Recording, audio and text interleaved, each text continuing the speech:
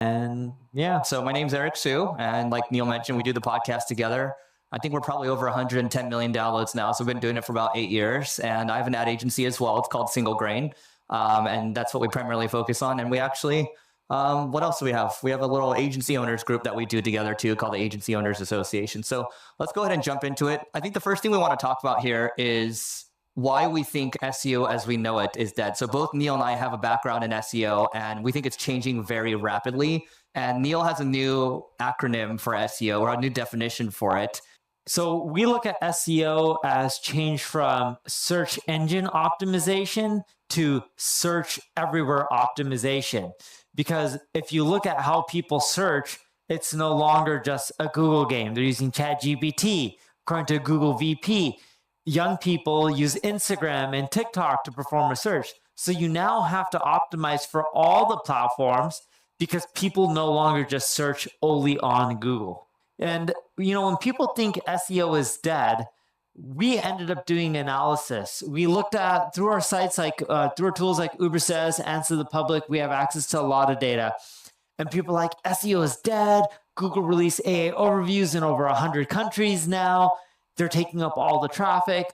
And what we've actually seen is consistent growth in traffic to websites from Google. And according to Danny Sullivan, who's a Google search liaison, he said, Google has driven more organic traffic to websites each and every single year since inception. And we ended up validating this with our small sample size of data. I believe it was over 30,000 websites that we looked at. But websites in general are getting more SEO traffic over time. And even with the AI overviews, we actually saw a little bit more than a 1% increase in traffic. That's not a lot, but everyone said it's going to demolish SEO traffic. And when we compared a week prior and a week after, we didn't see a drop in traffic. We actually saw an increase. Yep. And so, look, search behavior is changing, right? So we've talked about this on the podcast where we believe that YouTube, at least I believe YouTube is probably the biggest opportunity for the next decade or so. And YouTube's the number 2 search engine, right? And then I look at behaviors from 20-year-olds and what do they search first? They actually search first on TikTok, right? So search behavior is changing quite a bit. But that doesn't mean that Google's dying, right? Google themselves has said they don't even know what search is going to look like in the next 5 to 10 years or so. So, we're kind of taking it month by month, year by year type of situation.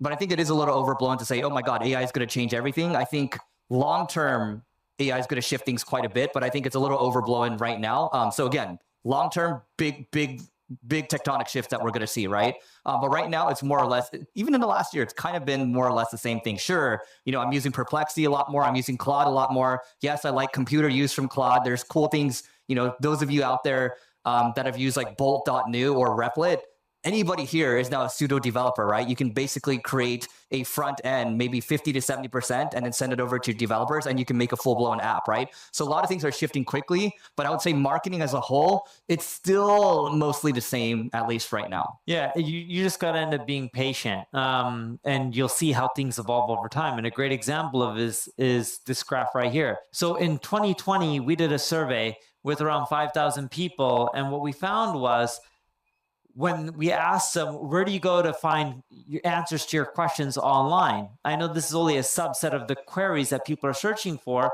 but back in 2020, 98% said, hey, search engines like Google. Fast forward to today, people are saying, hey, 61% of the time when I'm looking for questions to my answers, I'm going to Google. 17% of the time they're looking on social media, and 30% they're looking at AI chatbots like ChatGPT, 2% other. I know that adds up to more than 100%, but it's because people are using more than one platform. And this is what makes it interesting. You're starting to see the landscape shift. And search is actually going to start looking more like social media. In social media, people are like, oh, Facebook's a juggernaut. They won. Well, you have Facebook, you have Instagram. Instagram didn't kill Facebook. Facebook actually makes currently more ad revenue Meta makes more ad revenue from Facebook than Instagram. Snap still exists. Pinterest is out there, right? TikTok's blowing up. And what you're going to end up seeing is search is going to be a very similar game. There's going to be many platforms, many options. People are going to use a lot of them. Just like the average person uses 6.6 social networks, I believe, according to Demand Sage. So that's a lot of social networks. at the same time, people use multiple platforms for search, so you have no choice but to optimize for all of them. Right. So I think what Neil is saying here is extremely important for us to understand and accept, either as business owners or just as marketers. Basically, if each person uses an average of 6.1 social media, it means at the point when they need an answer to a burning question, they have 6.1, or let's just say 6 different options of where they can go to get these answers. And for the most part, some of them actually use the app where they are in, right? They don't necessarily come out of Instagram, come out of TikTok, come out of Facebook to click on the Google search bar before they ask questions. And this is where the search everywhere optimization comes in, because it is extremely important that we understand that they will not take that step to get into Google before their question is answered. Now, Google has understood this, and Google is trying to integrate all of these social platforms so that whenever you are asking a question, they you get a search result that comes from this platform as well. Right, and that is why, as a business owner and also as marketers, we have to ensure that we begin to optimize for all of these platforms. So what this looks like basically is you going to Instagram, getting the keywords that people are searching for related to your industry from Instagram, and optimizing for that. Going to TikTok and doing the same, going to Facebook and doing the same. All of these necessary social media platforms, we can try to optimize for that. Now, it does not mean we have to create content on different I mean, you don't have to create different content for each of these platforms. You can create one content and ensure that you're optimizing it on all of these platforms. So there are keywords that you will find that they can be a little bit consistent on all platforms. We can record a video about it, and then change the resolution of that video to suit the platform that you are pushing it to. Change the keywords to suit the alt text, and the captions as well. And then you can now also transcribe this particular video, turn it into a blog post. As a matter of fact, this is what we do when we go about our SEO these days. We ensure that we create this content in such a way that at least we create one or two content in such a way that we optimize it for all necessary platforms. So when you are searching for something similar on every platform, you find that same content either as video, as audio, or as actual text. So let's go ahead. It's actually been a while since a new big platform popped out, right? Back, 10 years ago, there was Snap, there was Instagram, all these things were coming out, right? And now you have these new platforms and some of the attention is shifting over. I don't know, I'm pretty sure this is the case for you too, but when we have leads coming in, like, we're seeing a growing chunk of them coming in from Perplexity or ChatGPT. And I listened to one of the calls. They're like, oh yeah, when we search through ChatGPT, you're popping up for everything. How do you do that, right? And so search behavior will change over time. Search in the past, historically, like you had before Google, it was Excite, right? You had Lycos, you had all these things. And now it's becoming more democratized, I guess would be the word. And so that's actually a good thing, right? Because competition breeds creativity. Even with podcasting, if you look at what Eric and I have done with our marketing school podcast, when we go to events and Eric talks to people, a lot of people have found us through a podcast.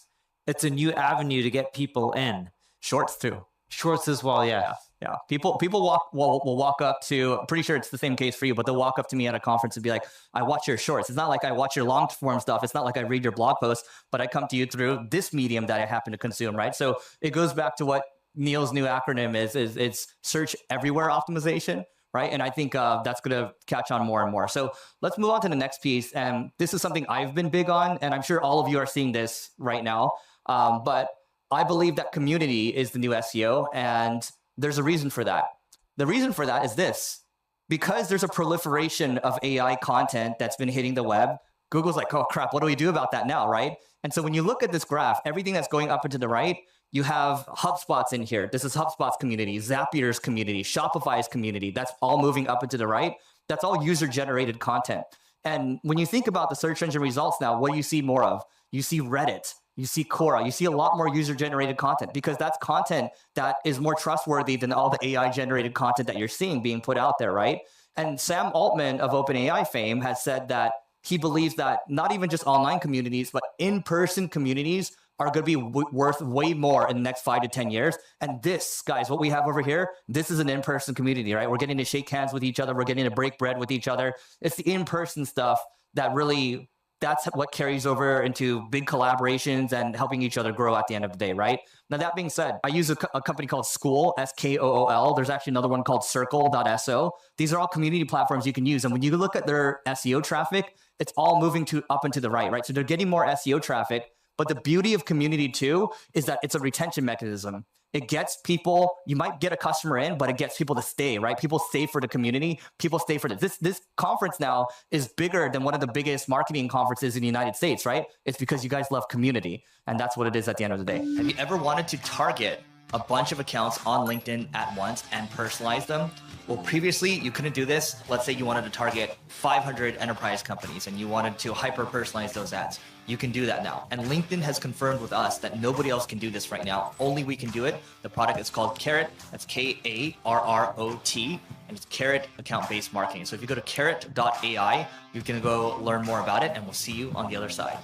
One thing that you need to keep in mind is whether you're in Germany or any other part of Europe or any part of the world, people have tons of buying options. What community does is build brand loyalty. If you look at your purchasing decisions, a lot of the times you're buying from brands that you're already familiar with. If you build a community, you'll have stronger brand loyalty because what's happening in marketing is a lot of companies are looking very similar to each other. But the ones that have a community, it creates a little bit of a differentiation, which could be enough to get a customer to come to you versus your competition. All right, so this next slide over here is just... Right. So this is highly, in fact, I totally connect with what they are trying to say about communities here, right? Because just as Neil said, a lot of companies springing up these days are extremely similar, and community can be a way to actually communicate the values that you stand for. Now, we all know that you have less than 5 seconds to show them something different about you before they join the community. But it is increasingly difficult to utilize these 5 seconds that people have as an attention span these days. But when you have a community, you can actually relate better with these people, especially say the community is even an in-person community, and it does not even have to be an in-person community, right? But imagine just having a group of people where you can actually express what makes you stand out.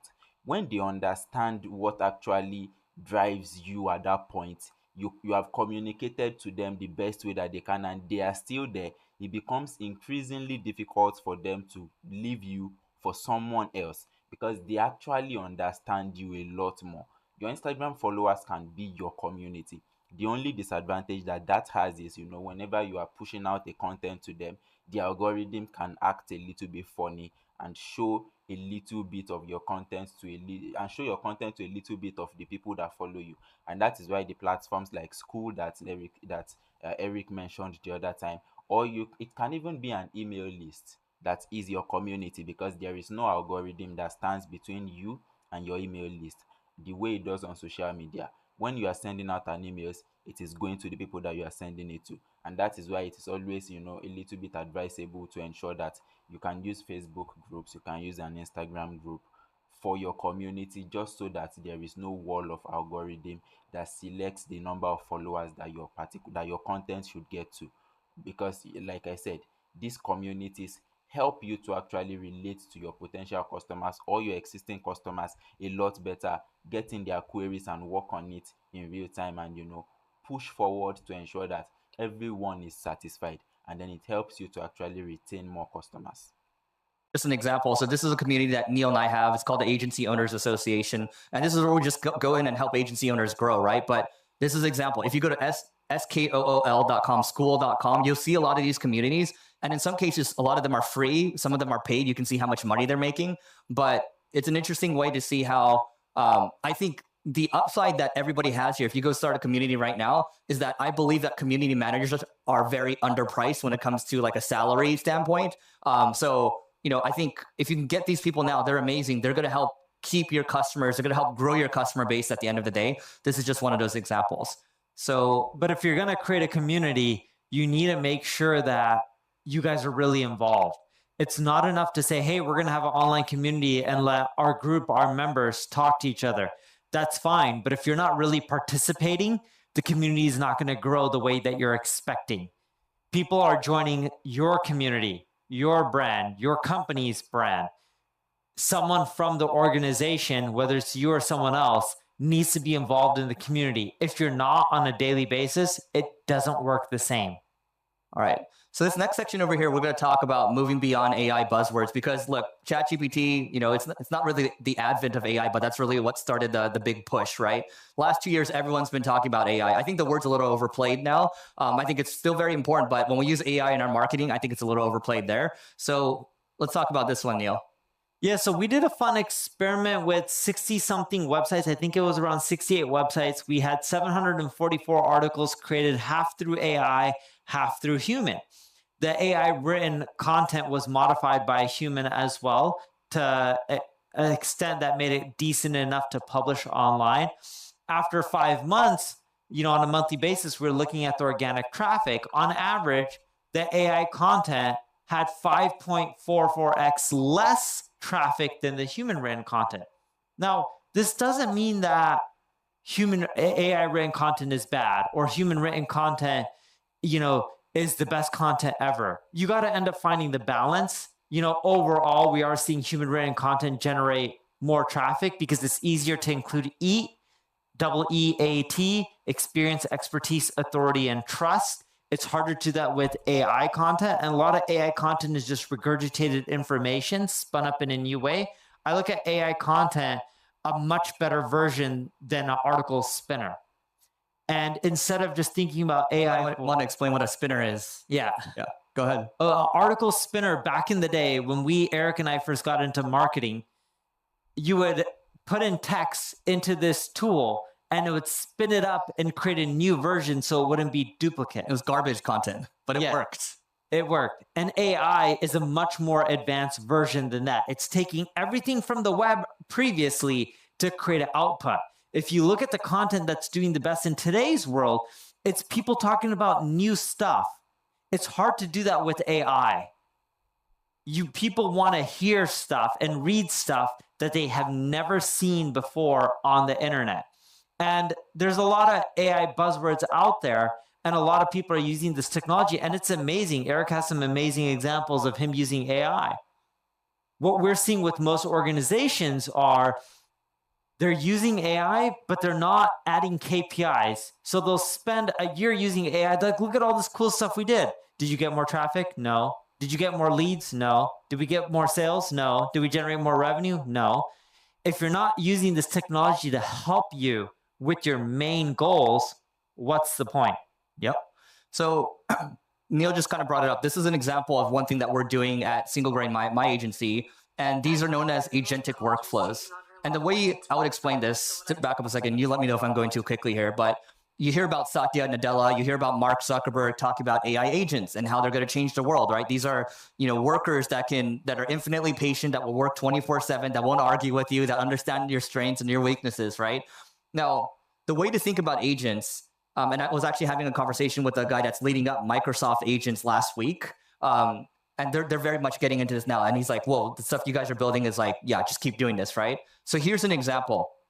If you want to build, let's say, an SEO agent, the first thing that you have to do, so an SEO worker, basically, you have to think about all the jobs to be done. And I would recommend that everyone Googles jobs to be done framework. Just read up what that is, okay? And a jobs to be done is basically what are all the things that an SEO worker needs to do. So they need to think about technical SEO. They need to think about on-site, SEO, internal linking, external linking. They need to think about all these things, right? And any job is a very thankless job. There's a lot of time and effort that needs to go into it, right? And so here's an example of an agentic workflow that we created, because in SEO, what works? If you update your content, if you delete your content, and you consolidate your content, that helps with traffic, right? So this is a consolidation agent over here. If you start at the very top left, you can see that this agent starts off with fetching Google Search Console data, and it winds down and it kind of goes through things, and it's looking for content that is similar to each other that should be combined, right? And so you can see one of the steps over here. It says, identifying vectors, right? It's identifying similar vectors, and then it's combining. It's saying, hey, maybe these 3 pages need to be combined over here. But the problem also, just a little side quest here, is a lot of people run AI. They think, oh, we can just have it spin up a bunch of articles and let it go.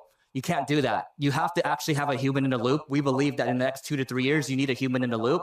And so what our agent here does is it'll note all the content we should be consolidating. And I'll say, hey, do you want to consolidate all these pieces? A human in the loop will check. And then what will happen afterwards is they can hit approve, or they can disapprove ones, but they can do it at scale, right? This is an example of an agent at play. Do you want to add something before I move to the next one? Yeah, and what Eric is doing when he's creating agents, in essence, he's looking at the tasks that need to be accomplished by his team to improve his main KPIs, his key performance indicators, such as traffic, because he knows traffic leads to more leads or it leads to more revenue.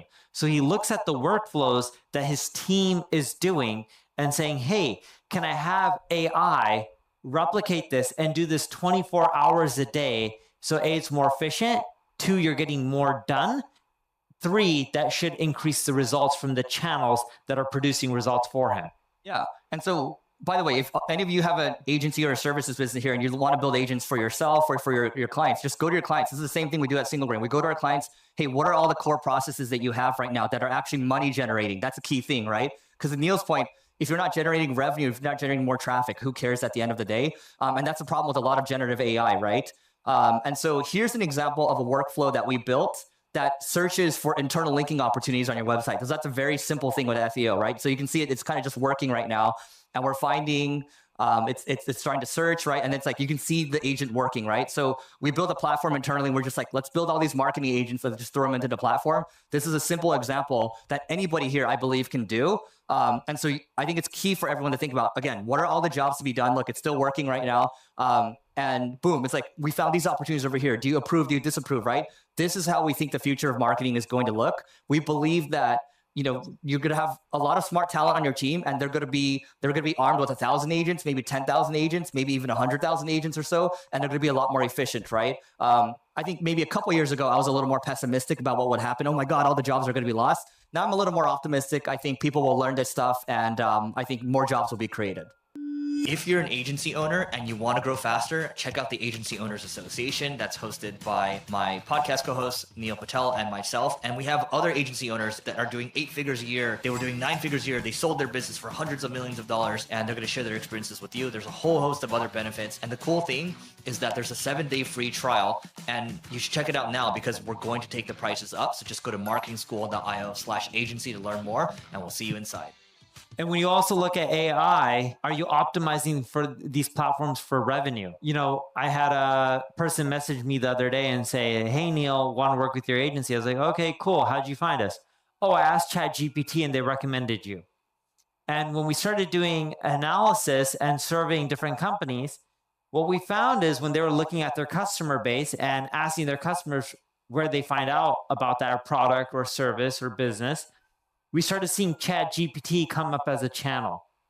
ChatGPT is still exploding in growth. It's growing at an exponential pace.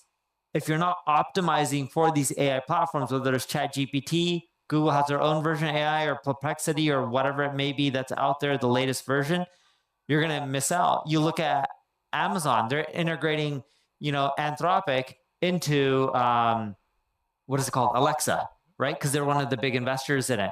If you're not optimizing for these platforms, you're missing out on revenue. The other day, I was with my kid. I travel a lot, but I was with my 3-year-old, and my 3-year-old's talking to Alexa. He asked me for chocolate, and I said, oh, we don't have any chocolate. So he goes to Alexa, and he says, Alexa, order me chocolate. And Alexa purchased him chocolate. So then I had to run to Alexa, and I said, cancel the chocolate. It didn't click for me that my kids can start making purchases on Alexa. And then I started going to my Amazon account and I started noticing so many orders, Post-it notes. I'm like, why would I ever use a Post-it note? And then I see my kids always write me notes on Post-its and put it all over the house. And it quickly hit me, that they're ordering all this stuff off of Amazon through Alexa. And on top of that, they subscribe me to Audible. They're subscribing me to HBO Max. And they subscribe to some other video service and music service all through Amazon or the Alexa device. And I had to start canceling all these subscriptions. But it just shows these are all channels to think about that a lot of us forget. And interesting thing is the younger generation actually uses voice search, which is going to be powered by AI, more than traditional search because they learn how to talk before they can learn how to type. Yeah, dude. Let's just face it. Like Amazon Echo right now or Alexa, piece of crap. Your Siri, also piece of crap. But now that they're layering in Anthropic and they're layering in OpenAI, it's just going to get way better. And I'm excited for that, right? Because we actually have a voice assistant that can help us now. All right, let's keep moving here. We have a couple more things before we get out of here. So I feel like I just want to say something to this part because all of these platforms are necessary and important for us to optimize for.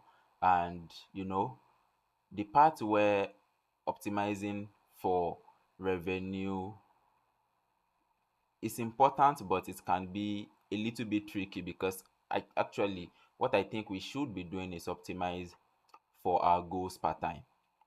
Sometimes that cannot be revenue.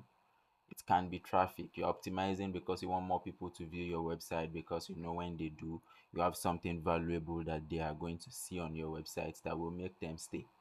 And that is something as well. You don't really have to ensure that everyone that comes to your website, they click on the buy button. You can have a way to, get back to them, give them something for free that they can give you their email and phone number for, and then you can always reach out to them. That is also a way to go about it, right? And you just have something that is direct that you're optimizing for, something that you can hold as a growth metric, and then you knowing fully well that okay, once this is done, we have achieved one of the objectives that we have at this point. Of course, it all has to boil down to revenue, but you can actually make that connection on a later date and not on the front end.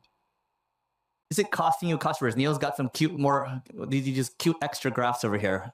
Let's go for it. Yeah, so the top marketing channels invest in time and revenue. And if you look on the left side, right, that is where most people invest their time, organic social. When you look at the graph on the next right, you can see that people are getting their ROI not from organic social. They're getting it from channels like SEO or paid ads or influencer marketing. And we surveyed quite a bit of companies that generate a minimum of 100 million in annual revenue. It just shows a lot of where the revenue actually is coming from versus where people spend their time is totally two different things. And this is important for you guys to know because it's not about where you're getting your ROI from. It's okay, you may understand that, but does your time where you're investing it match with where you're getting your ROI from? And it's just like the example that Eric gave with the agent stuff that he's doing. He's focusing on doing AI stuff that isn't sexy, but it's helping him produce more revenue. And by the way, it's often the unsexy stuff that makes money, right? Yeah, I had someone ask me earlier today, do you guys go to Cannes? Eric and I don't go to Cannes. And Cannes, we're dialing back our conferences. Yes. Yeah, keep going. And him and I, if you look at a lot of the creative stuff that gets shown on Cannes or in marketing in general, they show the sexy, cool commercials that you see in the World Cup or the Olympics. That stuff doesn't make the majority of the money out there. It's valuable. We're not saying that you shouldn't do it, but people don't like talking about paid ads. The majority of the internet spend online is Google ads, then Facebook, then Instagram, then Amazon. Those are literally the top four in order. The fifth one is YouTube. All right. So we're going to wrap this. I mean, we have a couple more minutes to talk about the future of marketing as we see it. So why don't you start off first? I mean, first and foremost, we've talked about the future of SEO being community, right? This is community over here. We think that's just going to continue to increase. What else do you see happening? We talked a little about voice search. I think within 10 years, the main way that everyone's going to be searching around this world is going to be voice because of AI integration. I think search is going to be everywhere, not just search everywhere optimization, but technology is moving. Like I was looking at a company the other day and they're showcasing to me their smart fridge. And when I say smart fridge, it can detect how much milk is left in your fridge and you can click a button and you're going to have new milk in your house. Now imagine the fridge making recommendations to you on the brand of milk you should buy based on an advertising deal. Search is literally becoming everywhere and it's being integrated more so into hardware. Right now, when we think about search, you think about searching on google.com. Imagine searching everywhere you go, like your car. Eric has a really sophisticated car. His car makes fake noise to sound like it's a petrol car, but it's actually fully electric. Yeah, I don't know if it sounds like a petrol car, but yeah, it sounds electric. Well, electric cars are usually quiet. There's no noise. Yeah. But his car created fake noise, so then that way it sounds like there's a motor in the car. Yeah. All right. So look, Neil and I, we're not technical, right? But we always want to build. We always have ideas. I think it's extremely important as well. I think somewhere around last year or the year before, I was talking about the future of marketing in one of my videos, and that was where I was saying how I know that marketing is getting into hardware, right? Something similar to Neil mentioned here. But the idea around it is even hardware companies are getting into marketing. Before last year, LG made a test, where they were running ads on the TV. Now, the ad is not on the channel, it's an actual television ad, and LG made a ton of revenue just from that. So they have access to all of these things. Their products are there. Most of the modern products have a screen and they have access to it. Now imagine your refrigerator recommending a brand of milk for you to buy because of an advertising deal that the company already has with the refrigerator brand. So that is marketing. That is the future of marketing. That is where we should be going. And then there is also something about voice search. I don't think they have mentioned that yet. But when Neil was talking about his 3-year-old asking Alexa to purchase her or him, chocolate, that is voice automation. That is voice search. And it is also something that in the next couple of years we are all going to be making voice searches. All of these AI solutions will become more open-ended everywhere in the world, even in Africa, and it is going to be much easier for us to make voice searches. And that is where it is going, and that is what we should be optimizing for from now that it is not particularly mainstream. So when it is mainstream, we would have already gotten some sort of traction before that time, and it is now going to be much easier for us to begin to generate traffic and generate revenue from that part.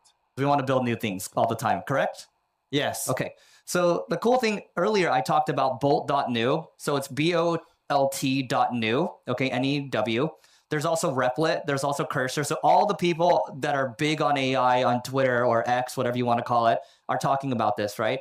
And we actually ran a contest with my team yesterday. The contest ended, and we paid $500 to whoever came up with the most interesting thing. And like people were like going hardcore on this contest, right? And people were building like different paid media solutions, whatever their job is. They're coming up with new solutions, right? They're creating different front ends. My point of saying this all to you is that, again, everyone now is a pseudo developer. You have to check this stuff out because literally you can prompt saying, hey, I did one just for marketing school for fun. I said, hey, why don't you take our YouTube links and allow me to upload audio and video files or post a link and then come up with the right packaging for YouTube thumbnails and headlines, right? And it actually built the front end for that. I could see it coding everything. I see it like catching its own mistakes. And then when I see something's wrong and I ask it to adjust it, it'll do it, right? So you can prompt a front end app out and then you can have your developers finish the job, right? So that's one example. I still don't think it stops you from needing to hire engineers. You still need to have technical people on your team. So this is an example of a account-based marketing system we built for LinkedIn. And so account-based marketing means that you're looking to target, let's say Coca-Cola. You're looking to target multiple people on Coca-Cola, right? And so what we do for LinkedIn right here is we say, oh, Amazon should be doing this. Coca-Cola should be doing this, right? And then we're able to create all these LinkedIn account-based marketing ads at scale, and they're all customized, right? this is an example of something you can build using bolt.new. You don't need to be super technical to do this. Yes, we had my CTO build this out, and we're running this right now actively. But this stuff works, right? And the cool thing is this: you can't do this in Germany per se. You can do this in the United States, though. If people are visiting your website, you can see who it is. You can see what their emails are and everything, and then you can just, oh, if this company visits 3 times, automatically dump them into this thing and start account-based marketing to them, right? And this has been working well with one enterprise company that we've been working with. So this is not to say, hey, come use this thing. This is one thing is to say you can build this on your own, like 60 to 70% of it. The other thing is, we've talked about this on the podcast before. Neil does this really well. How do you build stuff and just give it away for free, right? I think we're going to see a proliferation of products being built in the next couple of years. And that's what makes me really excited, because we were really limited because we're not technical. And Neil and I were talking on the phone maybe like a month or two ago. He's like, man, I really wish what I had was like a really strong technical co-founder back in the day, right? Remember that? Yeah. Yep. So you guys can get there a lot faster now, right? So this is another example. And then that's another example. But that being said, Neil, do you have anything else to add before we take a selfie with everybody? Yeah, I would say, today is Tuesday. In the States, it'll be Tuesday soon. Or it's already actually maybe Tuesday. It's election day in the US. If you notice one trend in marketing, the candidates actually started spending way more time on podcasting than a lot of the traditional media when it looks to interviewing. Donald Trump went on the Joe Rogan podcast, 42 million views. That was just a YouTube clip alone. 44 million now. 44 now, as Eric mentioned. Yeah. That would be hard to get 44 million views by going on national TV. It's an upcoming channel that a lot of people aren't focusing on, and it's not that competitive. There's only around 4 million active podcasts. To give you a perspective, there's over 1 billion blogs, right? It's not that competitive, and it's very powerful of channel when it comes to getting your message out. All right. So basically, look, new media is replacing old media. Balaji Srinivasan called this in 2016, right? We're seeing it happen actively now, and now's a good time to do it. So you guys have been amazing. We're going to take a quick selfie. So put your hands up, but let's take a... Right, so that really is the end of this video, and it is something that is extremely valuable to me. I really do hope that from what they have said, the little things that I've been able to chip in, that you guys have been able to pick 1 or 2 things to work with from. Marketing is life, and unlike a number of industries, things do not really change in marketing because we have time to evolve into it, right? We can already say that in the next couple of years, this is what should be reigning because of the things that we are seeing at this time. And as business owners, as marketers, we have to ensure that we are always ready for these things, because these are new information, these are new opportunities. We are all learning every day, and that is something that I focus on. As much as I am learning, I want to ensure that I take as many people as I can with me on this growth journey as well. So let's ensure that we are always growing. And if you need a growth partner, you can always follow me either on Facebook or YouTube, anywhere you are seeing this video, so that whenever I am learning new things from new videos, you can see my videos like this. You can watch my YouTube videos where I just talk about the new things that I am learning, and the business, how we are growing our marketing agency Quick Soul as well. You will definitely find that around too, because that is also where we are talking about. That's why we said the new SEO, the future of SEO is community. So let's build a community where we can all grow together while we are learning on the go, and ensuring that we are utilizing the things that we are learning, right? Most of these things are things that I also use as a way to learn new things for what I am doing, for what I am building. And you can also join me on this journey to experience all of these things together. So thank you very much for watching. I'll see you on the next one.